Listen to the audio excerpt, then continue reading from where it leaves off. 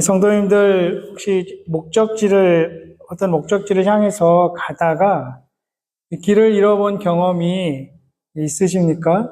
당혹감이 몰려오고 불안해지기도 합니다. 근데 그러다가 마침내 이제 길을 제대로 찾아서 목적지에 다다랐을 때 안도감을 체험하신 적이 있을 것입니다. 우리는 늘 매일의 일상에서 길을 갑니다. 어떤 길은 참 너무나 익숙하고 그래서 눈 감고도 찾아간다고 말하기도 합니다. 하지만 또 어떤 길은 낯설기도 하고 새로운 길을 가려고 하면 두렵기까지 하죠. 길이라는 게 우리 삶 속에서 뗄래야 뗄 수 없는 그러한 어떤 대상인 것 같습니다. 그리고 그 길에는 많은 이야기들이 있죠. 어딘가를 향해 길을 간다고 할 때 목적이 있기 때문이겠죠. 그리고 거기에 가서의 삶의 이야기들을 만나보게 됩니다. 그래서 혹시 그 길을 읽어주는 남자 이런 프로젝트 보신 적이 있습니까? 배우 중에 김남길이라는 배우가 있는데 예전에 열혈사제라는 드라마의 주연으로 나온 배우입니다. 보신 분도 있을 텐데 그 배우하고 길 스토리라는 시민 단체가 있습니다. 그 배우하고 이 단체가 같이 어떤 활동을 하는 겁니다. 이 사람들에게 한국에 있는 많은 길 중에 역사적으로 또 문화적으로 가치가 있는 그 길을 걸어보면서 그 안에 담긴 그 가치들, 또 이야기들을 소개합니다. 그리고 그 길 주위에 얽혀 있는 사람들의 이야기를 듣고 또 전해주고 하는 활동입니다. 그 활동을 창안한 단체에 의하면 목적이 사람들에게 잘 알려지지 않은 길을 선택해서 그 길에 담긴 크고 작은 이야기들을 공유하도록 하는 것. 그것이 목적이었다. 이렇게 이야기를 합니다. 그래서 저도 그 기획에 대한 글을 잠시 읽어보고 영상을 보기도 했습니다. 느낀 것은 길이라는 단어가 우리 인생을 나타내는 가장 짧으면서도 가장 적절한 표현할 수 있는 단어가 아닐까 하는 생각을 해봅니다. 인생길이라는 단어를 사용하기도 하죠. 그 인생길, 그 마지막 삶의 종착지 한번 묵상해 봅니다. 그리고 사람이 궁극적인 그 삶의 길을 온전히 스스로 찾아갈 수 있을까? 만들어갈 수 있을까? 한번 생각해 보았습니다.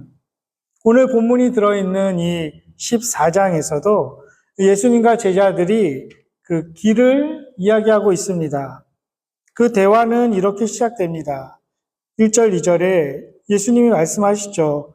너희는 마음에 근심하지 말라. 하나님을 믿으니 또 나를 믿으라.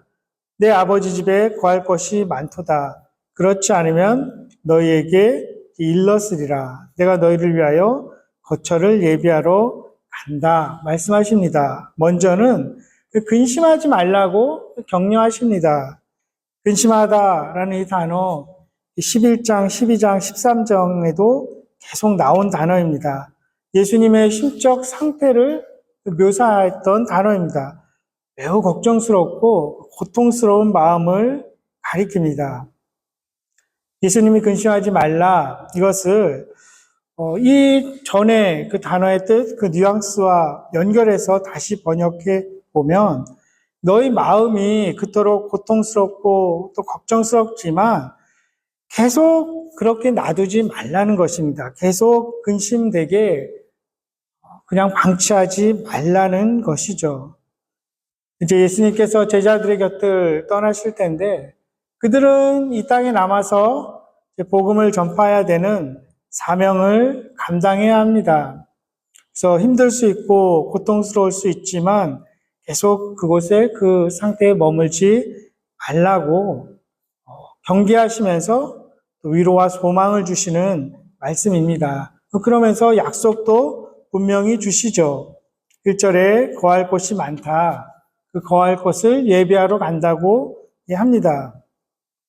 거할 곳이라는 단어, 가장 오래된 영어 성경 KJV 보면 맨션이라고 그냥 그렇게 번역해 놓았습니다. 고급 주택입니다. 근데 이제 후대의 영어 성경을 보면 이것을 그냥 플레이스 뭐 이런 단어로 바꿔놨습니다. 아마 오해의 소지가 있을 수 있어서 그런 건 아닐까 싶습니다. 맨션하면 굉장히 어마어마한 대저택 같은 것을 지칭할 때 쓰지 않습니까? 그러한 것을 탐욕스럽게 바랄 수 있기 때문에 후대 번역자들이 좀 바꾸지 않았나 싶지만 어쨌든 이렇게 가장 오래된 성경은 그냥 맨션 그렇게 표현을 해 놓았고 어쨌든 평강을 누릴 수 있는 곳, 좋은 곳 이런 곳을 말합니다. 그곳을 예수님이 마련하러 가신다는 것이죠. 그러면서 3절에 또 말씀하시죠. 가서 너희를 위하여 거처를 예비하면 내가 다시 와서 너희를 내게로 영접하여 나 있는 곳에 너희도 있게 하리라. 다시 오신다는 분명한 재림의 약속을 주십니다. 내가 와서 이 단어 역시 굳이 현재형으로 사용했습니다. 예수님께서 다시 오신다는 것, 그것은 사실 미래에 있을 일입니다. 하지만 너무나 확실하기 때문에 현재형으로 말씀하신 거죠. 예수님에 대한 메시아 그리스도에 대한 모든 사신들은 다 이루어졌습니다. 예수님 오시기 수백 년 전에 예언자들에 의해서 말하여졌던 것 다 이루어졌습니다. 그처럼 예수님이 비록 지금 오시지 않았지만 오실 것이 너무나 분명하기 때문에 그것을 현재형으로 말씀해 주시고 그것이 성도들에게 큰 소망이 된다는 것입니다. 그리고 예수님이 거기에 가는 길, 그것을 너희가 안다 혹은 알리라 이렇게 4절에 말씀하시죠. 그 길, 예수님께서 하늘에 우리를 위한 처소, 거처를 마련하러 가시는 길입니다. 또 다른 의미로는 하나님 아버지께 우리가 나아갈 수 있는 길입니다. 하늘나라로 가는 길입니다. 신학적인 용어로는 구원에 이르는 길입니다. 그 길을 지금 제자들이 그중에 또 도마가 우리는 그 길을 모른다 이렇게 이야기하죠. 도마는 거기에 가는 방법, 어떤 물리적인 수단을 말하고 있습니다. 그런데 예수님의 대답은 참으로 인격적입니다.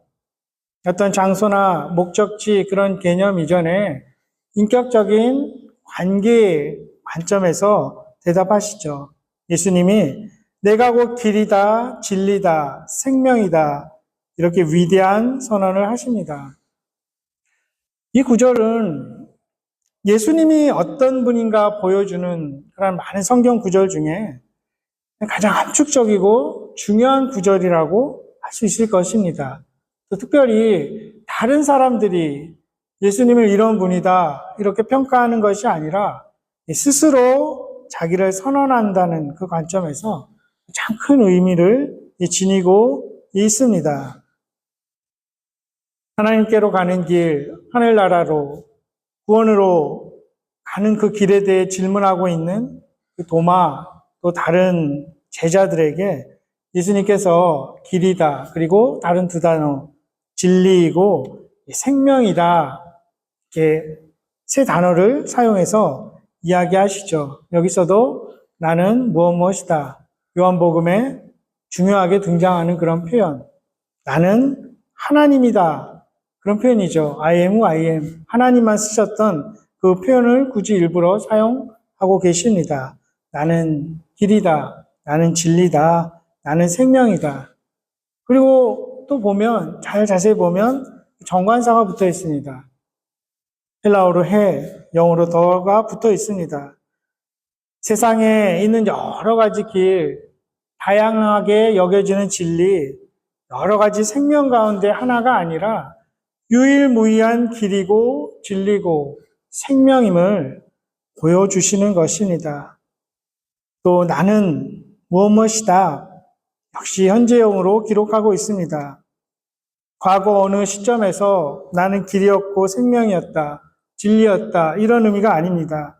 미래 어느 시점에 이르러서야만 나는 길이 되고 진리가 되고 생명이 될 것이다. 거기에 너희도 도달할 것이다가 아니라 과거, 현재, 미래에 구애됨이 없이 언제나 변함없이 항상 나는 길이고 진리고 생명임을 선언하는 말씀입니다. 그렇기 때문에 우리는 오늘도 그 예수님을 믿고 날아가는 것입니다. 예수님은 자신이 길일 뿐만 아니라 진리라고 말씀하시죠. 하나님을 온전히 알 수 있는, 자신을 통해서 완전히 계시되는 그 하나님을 말씀합니다. 그 하나님을 알기 위한 그 진리 자체임을 보여주시는 것이죠. 말씀하십니다. 히브리서 1장은 이렇게 시작됩니다.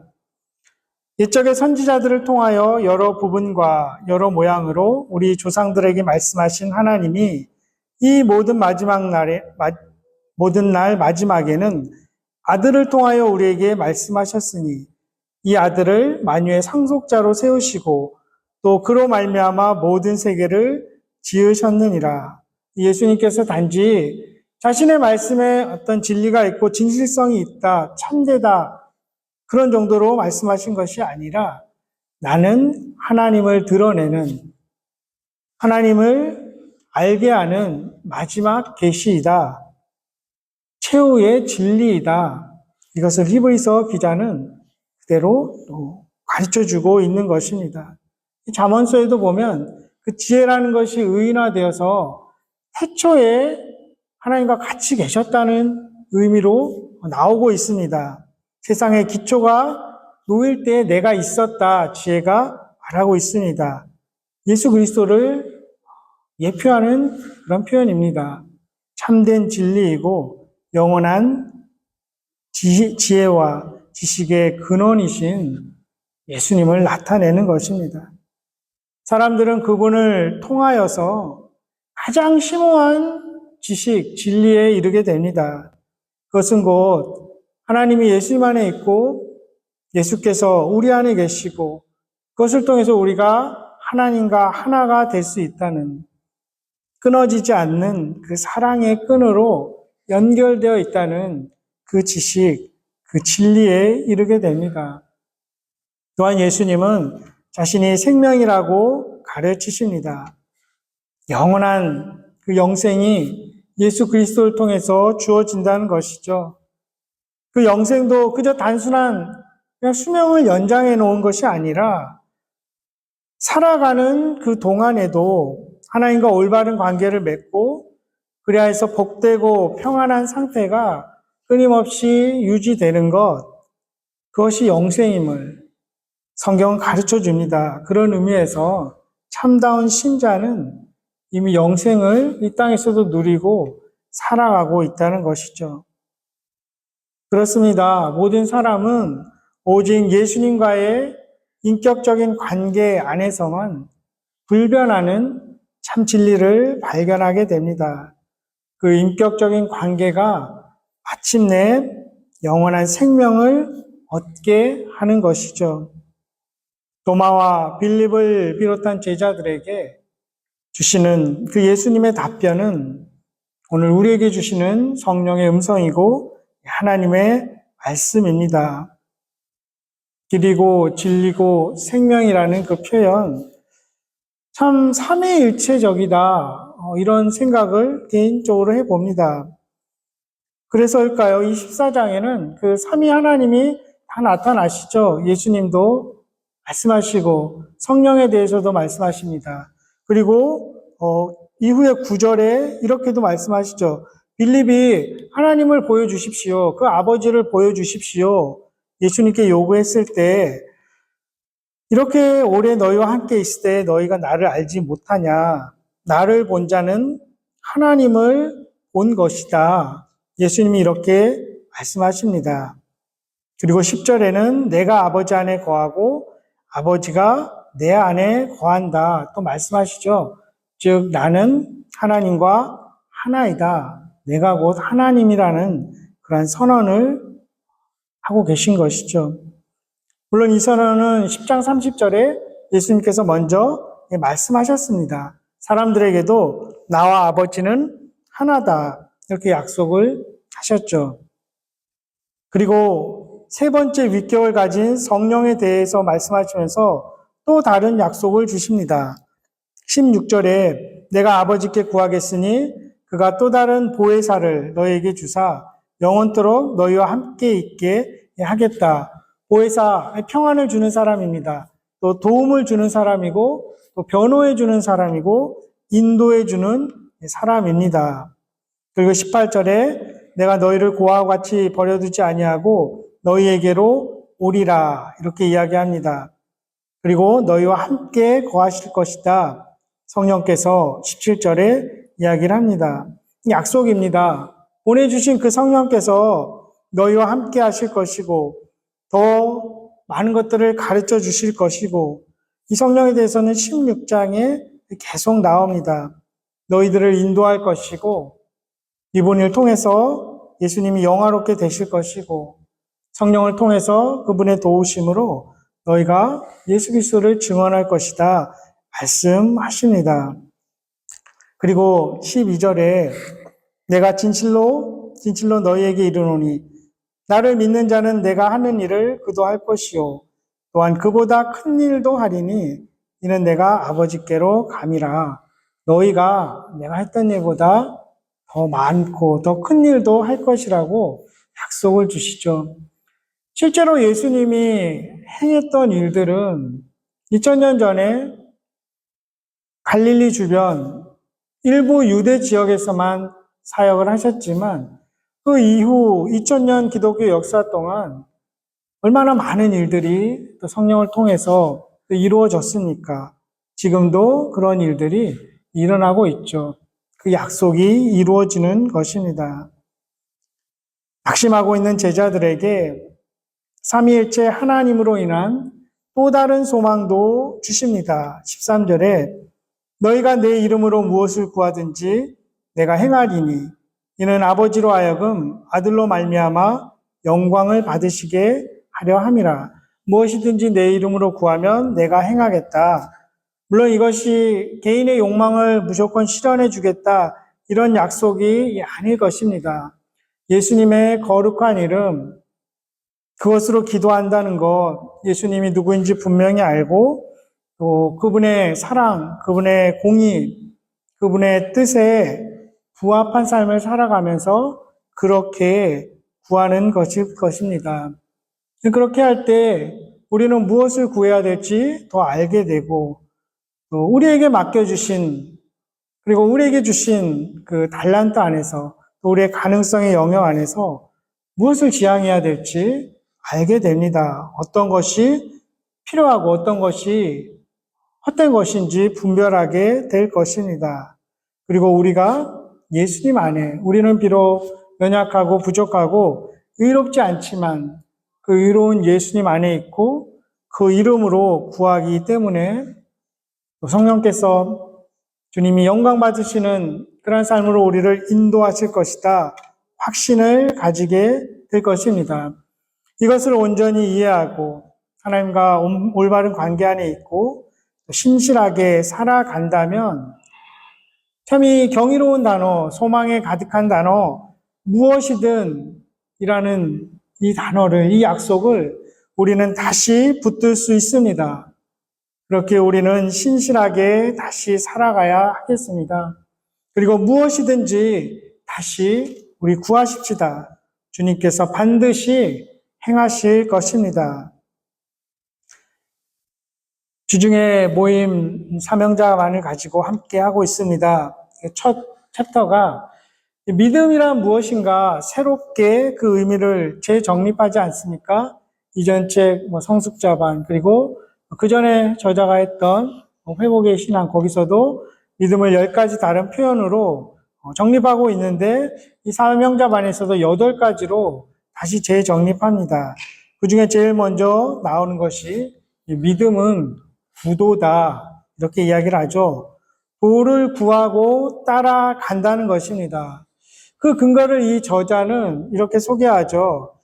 한국에 처음 번역돼서 전해졌던 그 성경이 예수 선교전서 1887년에 만주 봉천 지금의 심양입니다. 거기서 이 제 로스 선교사에 의해서 번역된 그 신약 전서라는 거죠. 거기서 요한복음 처음을 이렇게 시작한다고 하죠. 처음에 도가 있대. 그 도가 하나님과 함께하니 도는 곳 하나님이라. 그 도, 한자로도 길 도자입니다. 그렇기 때문에 그 도를 따른다는 것, 달리 표현해서 그 도, 그 길을 걷는다는 것이 믿음의 행위일 것입니다.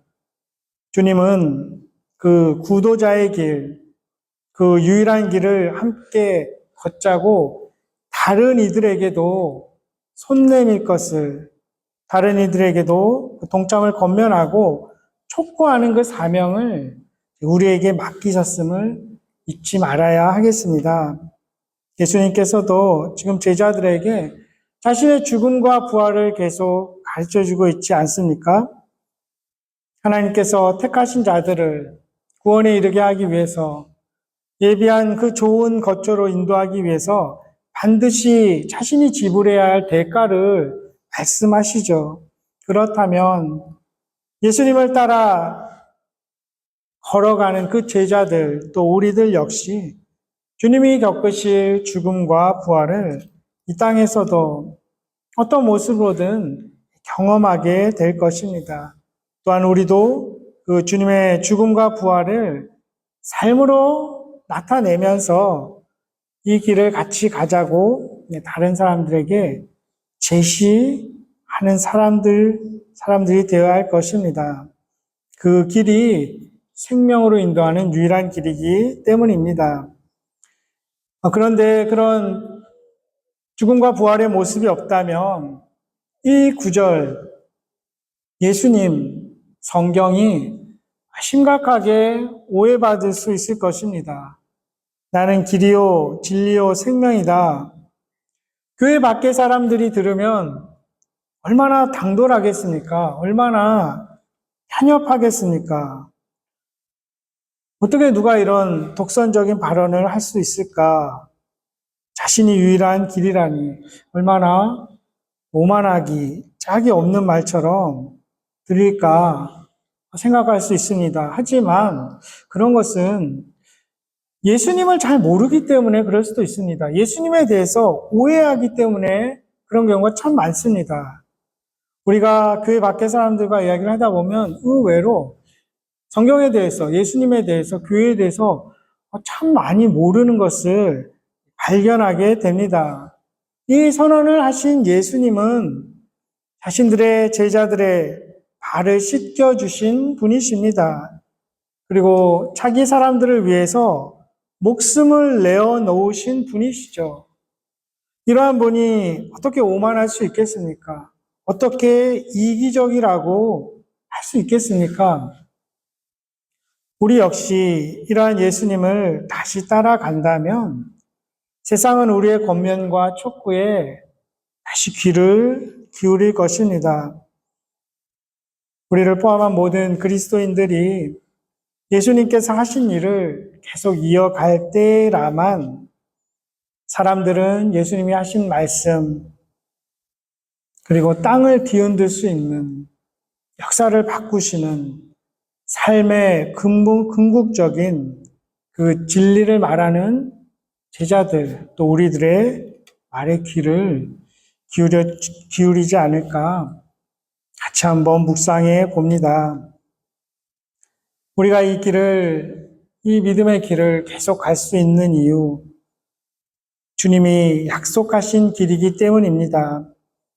우리가 끝까지 이 믿음의 길을 걸어가고 다른 사람들에게도 동참하자고 권유할 수 있는 이유, 우리는 이 길의 끝을 분명히 알고 있기 때문입니다. 그 길을 걸어가다 보면 앞이 보이지 않는 지점에 다다르기도 합니다. 그때 세상에 비치신 예수께서 밝히 앞길을 비춰주실 것입니다. 떠오르는 아침의 해로 인해서 우리는 다시 감사하며 그 믿음의 길을 함께 가게 될 것입니다. 그 길을 가다가 때로 넘어질 때도 있을 것이고 울퉁불퉁하고 오르락 내리락 하는 지점을 만나기도 합니다. 가던 중에 힘겨워서 주저앉기도 하지만 주님께서 손 내밀어 일으켜 세워주셔서 우리는 다시 그 길을 가게 될 것입니다. 때로는 갈림길에 맞닥뜨려서 혼란스러울 때도 있겠지만 주님의 약속대로 성령의 도우심을 통해서 우리는 끝까지 그 길을 걷게 될 것입니다. 그리고 마침내 그 길의 끝에서 주님을 마주하게 될 것이고 약속하신 영원한 안식처에 이르게 될 것입니다. 2000년 전 다락방에서 자신이 이 세상을 먼저 떠나고 이 땅에 남아있을 그 제자들에게 위로와 소망을 주셨던 그 예수님의 말씀, 오늘 믿음의 길을 걸어가는 우리에게도 주시는 말씀입니다. 이 주님을 만났던 사도 바울은 고린도 교인들에게 말합니다. 당시 고린도 교인들 인생의 불확실함 속에서 그 종착점을 두려워하고 있던 사람들입니다. 심지어 부활이 없다고 하는 사람들도 생겨났습니다. 그들에게 사도 바울은 놀라운 선포를 합니다. 그 바울의 선포가 권면이 성령의 음성이고 또 오늘 우리에게 주시는 하나님의 말씀입니다. 그 구절을 가슴에 새겨봅니다. 죽음아 너의 승리가 어디에 있느냐? 죽음아 너의 독침이 어디에 있느냐? 죽음의 독침은 죄요. 죄의 권세는 율법입니다. 그러나 우리 주 예수 그리스도를 통하여 우리에게 승리를 주시는 하나님께 우리는 감사를 드립니다. 그러므로 나의 사랑하는 형제자매 여러분, 굳게 서서 흔들리지 말고 주님의 일을 더욱 많이 하십시오. 여러분이 아는 대로 여러분의 수고가 주님 안에서 헛되지 않습니다. 아멘. 기도하겠습니다.